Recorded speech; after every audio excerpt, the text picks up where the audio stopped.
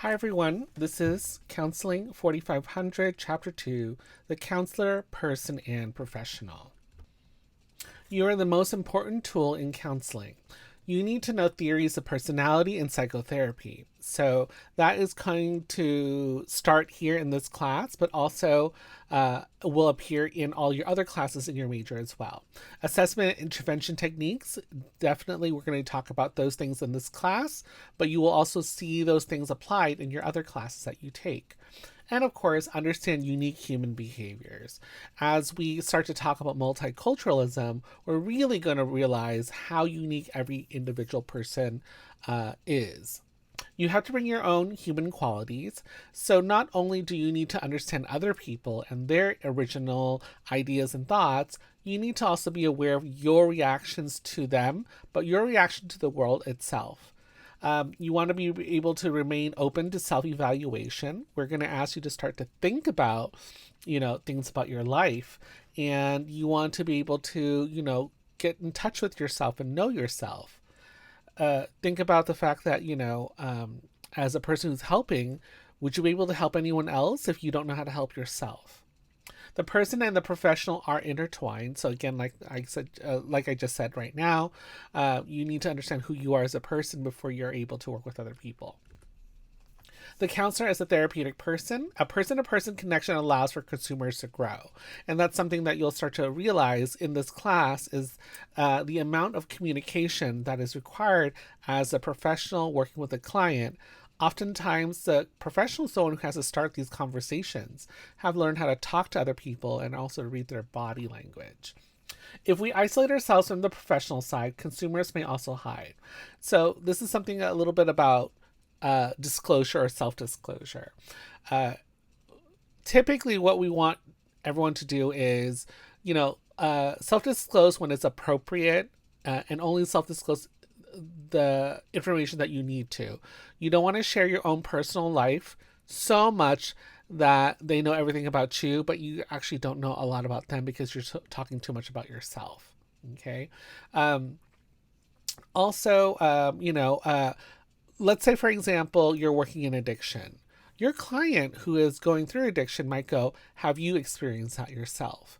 And for some clients, they do want to hear about the fact that you have also. But it doesn't necessarily mean that if you have not experienced addiction, that you can't work in this field. What are the other reasons that motivate you to work in addiction? Is it a family member that you have?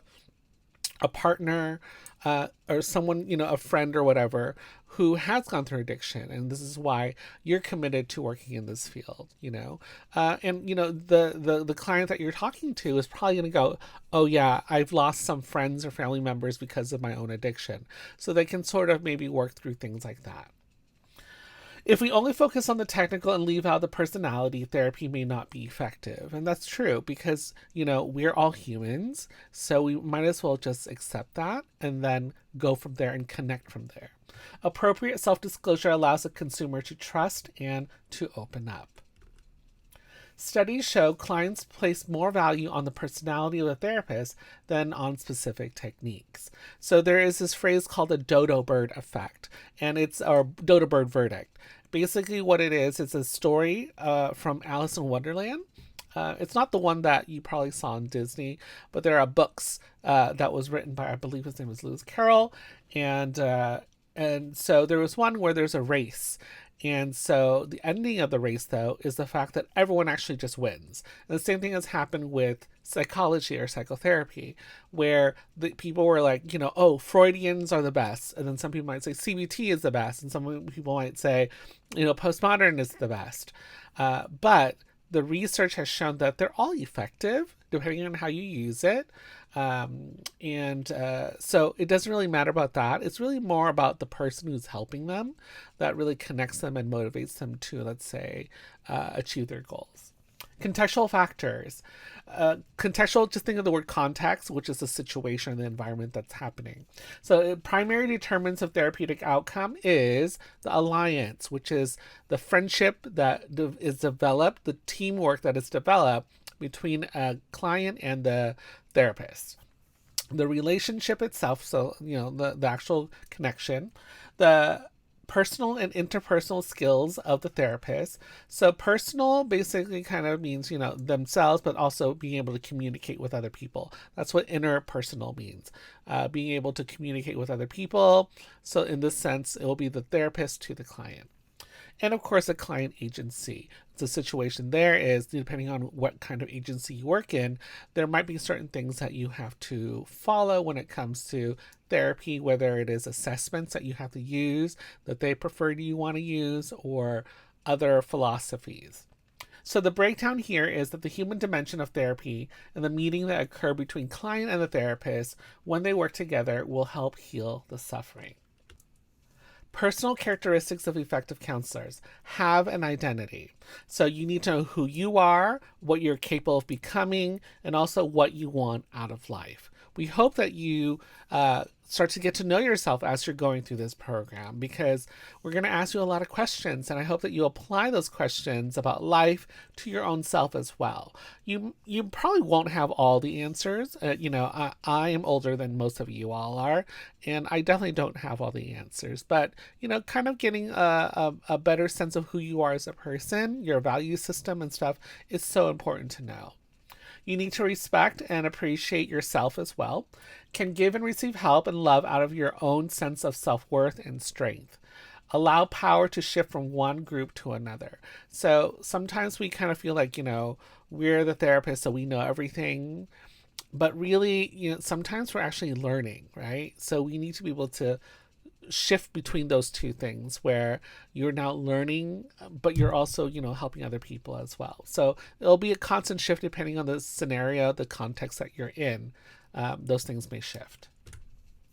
You're open to change, willingness and courage to leave the security of the known, make decisions about how they want to change, and then take the steps towards those change. Make choices that are life-oriented. So be aware of the decisions that they make and realize that they can change these decisions if the results are not healthy. They have a purpose for living and not just merely existing. Have you ever met those people that kind of don't really have a lot of goals in life or any plans? So, they're just existing, right? And we're hoping that people actually live a purposeful life. Think about the fact that, as we age, we're going to get older, and then one of these days we're all going to die. And on the day that you die and you had to kind of, let's say, think about your entire life, do you think your life was worth living? And I hope it is, but sometimes we don't realize those things. So I feel like you all are, because you're a student right now and you're hoping to work in this field, which means that you do find a purpose in life, which is to help other people potentially, right? All right, be authentic, sincere, and honest. Do not hide behind rigid roles or facades. Who they are in their personal life and in their professional work are congruent. So we're not necessarily saying that you have to be the same person that you are when you're at home.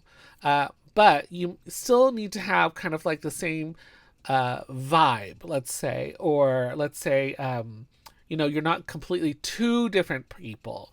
And the reason why is because when you compartmentalize like that, sometimes it doesn't make sense when you're working with another person. You kind of need to be who you are as a human being, right? And we're not forcing you to change anything about yourself, but you need to also bring yourself into the conversation as well. If something upsets you, you should be able to say those things. Have a sense of humor. Know how to put events of life into perspective. Have not forgotten how to laugh at your own mistakes. Make mistakes that are willing to admit to them. Do not dismiss errors lightly, and do not choose to dwell on them either. And live in the present. Not focus on the past, nor obsess with the future. Understand how to be in the now. And that's something that a lot of us don't necessarily think about. Some of us have been hurt, and so we think about our past a lot and how the past has affected us today, right? And some of us are really worried about what's going to happen in the future. What are we going to do? All the goals that you have, are you going to achieve them? And then sometimes we forget to live in today and appreciate the fact that we're living beings right now.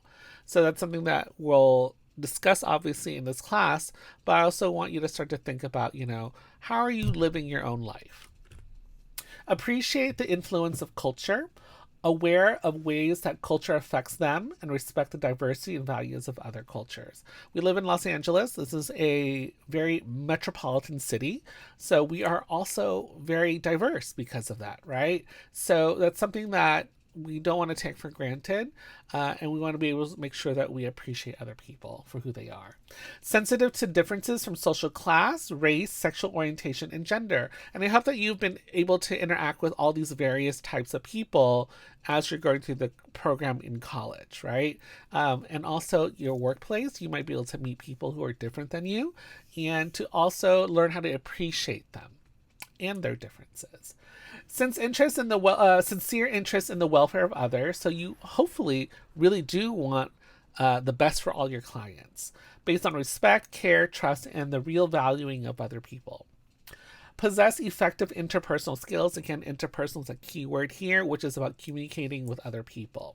Able to enter the world of others without getting lost. So you're following these stories, right? And you understand the let's say the trauma or the pain that they've gone through, the struggles, the frustrations, and stuff like that. But you don't necessarily become obsessed with it. Be able to create collaborative relationships with others to reach consensual goals. So, like we said before about alliance, the relationship, this is something that I hope that you as the therapist or the counselor, the professional helper, are going to be able to work as a team with your client, right? So that you two can celebrate whenever your client reaches a goal. Become deeply involved in their work and derive meaning from it, can accept the rewards from their work, but are not slaves to their work. You know, have you ever met anyone who's like just work, work, work all the time? So we kind of want to make sure that you appreciate and live your life as well, right? So to not become slaves of your work. Be passionate, courage to pursue their dreams and passions and radiate a sense of energy. I hope that you can sense a sense of excitement that I have for this field. I really do love this field a lot, and I hope that you get that from me, and I hope that you also radiate the same things as well. All right, able to maintain healthy boundaries. Do not carry the problems of other clients around with them when they're off work. Remember, when you're not working, you should enjoy your own life. You have your family, you may have children, you might have a partner, you might have a dog or a cat or a rabbit or a horse that really needs love from you as well, right? So you want to make sure that you're enjoying your own life as well when you're not working. And then also learn how to say no. And that doesn't necessarily mean always like turning something down, but you also need to learn how to set your boundaries, polite and respectfully, obviously, and learn how to say no when you're overwhelmed. Because if you're overwhelmed and you do a lot, I know a lot of you like to think that you're really good at multitasking, but the reality is that most of us are not good at multitasking. We might be able to do a bunch of things, but not necessarily at the best level, as opposed to, you know, prioritizing and then putting ourselves in a specific order to do our goals. Personal therapy for the counselor. Counselors can benefit greatly from the experience of being clients. Self-exploration can increase your level of self-awareness. So right here, oftentimes the helping professional doesn't necessarily know how scary it is to be a client. So in therapy, typically, or in classes in your major, we hope that you're all willing to go to therapy if you're given the opportunity. Sometimes actually your classmates will start therapy while they're in this program so that they understand how it feels to be the client as opposed to the helping professional. And this is something that I would encourage you all to try out as well. 90% of counselors who receive therapy reported positive outcomes. Contributions offers a model of therapeutic practice in which the trainee experiences the work of the more experienced therapist and learns what is helpful and not helpful. And that's definitely true. Whenever I see a therapist, I'm like, ooh, what are the things that I can learn from this specific person? How do they communicate with other people? How do they look at other people? How do they respond to things? You know, and those things are so helpful. A beneficial experience in therapy or in personal therapy can also further enhance interpersonal skills. So again, learning how to communicate with other people from a different perspective. Successful personal therapy can contribute to a therapist's ability to deal with ongoing stress associated with work. And that's also really important as well. I know that people who work in, like, let's say, domestic violence or child abuse, DCSF, I believe it's called in California, where basically it is really stressful. It is really sad sometimes to hear the stories. of people or kids in that field, or in that in that range, or that field basically. And so you need to talk these things out so that you don't hold them all in, because it's a lot of really sad things, right? So to be able to go out and have therapy, debrief, so that you find yourself again is so important.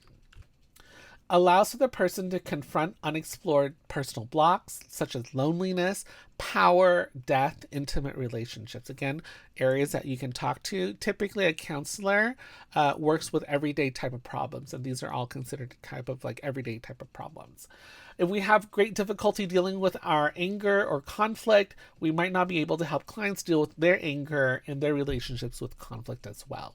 So again, if you know how to resolve it for yourself, then you're going to be able to potentially help with another person. As they're exploring and talking and asking questions, you'll have something to respond with, right? We do not want you all to be lying to your clients about how you have been able to resolve your own problems. If you have not, most professionals would say, let's start working on those things before you start working with other people.